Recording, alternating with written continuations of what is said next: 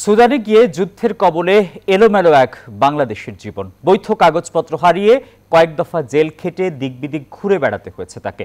স্বজনরা ভেবেছিলেন তিনি হয়তো আর বেঁচে নেই। অবশেষে 2 দশকের বেশি সময় পর ফিরলেন গাইবান্ধার মইনুল হক। সেনাবাহিনীর সহযোগিতায় রবিবার সকালে দেশে পৌঁছান তিনি। শাহজালাল বিমানবন্দরে তৈরি হয় আবেগঘন পরিবেশ। দেখা হলো, ওনার নাম ছিল আশফাক। আর্থিক সচ্ছলতার আশায় 2003 সালে সুদান যান গাইবান্ধার সুন্দরগঞ্জ উপজেলার মইনুল হক। সবকিছু ঠিকঠাকই ছিল, কিন্তু হঠাৎ দেশটিতে শুরু হয় গৃহযুদ্ধ, যার জাতাকলে পড়ে বিপর্যস্ত হয়ে পড়ে তার জীবন। মাঠে ঘুমাইতাম।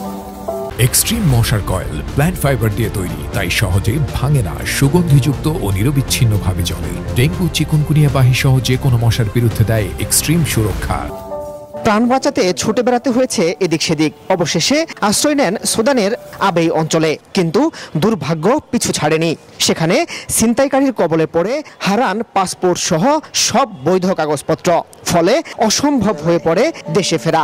2 দফা জেল খেটে মানবেতর জীবনযাপন করতে থাকেন তিনি। স্যারদের এছাড়া সর্বোপরি বাংলাদেশ সরকারকে। এক পর্যায়ে বিভিন্ন অঞ্চল ঘুরে বাংলাদেশ সেনাবাহিনীর সদস্যদের দেখা পান মইনুল। দীর্ঘ আইনি ও কূটনৈতিক প্রক্রিয়া শেষে অবশেষে দেশে ফিরিয়ে আনলো সেনাবাহিনী। আমরা আছি, আপনাদের আমরা দেখি আমি কি করতে পারি। ওরা আবার আমাদের এই কাজ করে সকাল থেকে করিয়া আবার যাওয়ার ব্যবস্থা করেছে। এর মাঝে কেটে গেছে দীর্ঘ 2 দশকের বেশি সময়। কোনো খবরও মিলছিল না। স্বজনরা ধরে নিয়েছিল হয়তো মইনুল বেঁচে নেই। অবশেষে তাকে ফিরে পেয়ে আনন্দ অশ্রুতে আত্মহারা পরিবার। আমরা ভেবেছিলাম যে আমাদের ভাই হয়তো নাই, যেখানে 18-19 বছর থেকে কথা হয়নি, দেখা হয় নাই, ফোনে কথা হয় নাই।